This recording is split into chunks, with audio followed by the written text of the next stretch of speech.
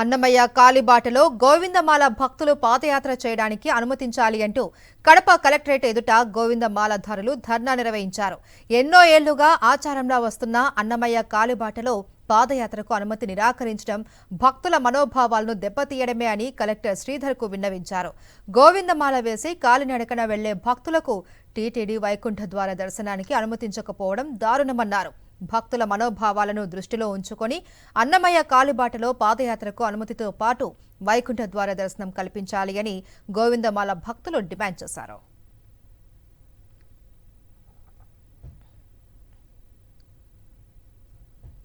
ఈరోజు మా గోవిందమాల భక్తులందరూ జిల్లా వ్యాప్తంగా తొలి గడప దేవుని గడప తిరుమల ఈ యొక్క తిరుమల తొలి గడప దేవుని గడపలో ప్రతి సంవత్సరము గోవిందమాల దీక్ష తీసుకొని 49 రోజులు దీక్ష పూని ముడుపులు చెల్లించడానికి తిరుమల అన్నమయ్య కాలిబాటన ప్రతి సంవత్సరము తిరుమలకు వెళ్ళి ముడుపులు చెల్లించి విరమణ చేసేవాళ్ళం.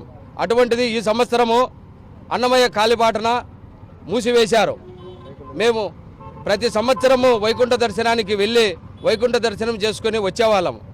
అందువలనే ఈరోజు గోవిందమాల భక్తులు కలెక్టరేట్ వద్ద నిరసన చేసి కలెక్టర్ గారికి రెఫరెండం అందజేస్తున్నాము.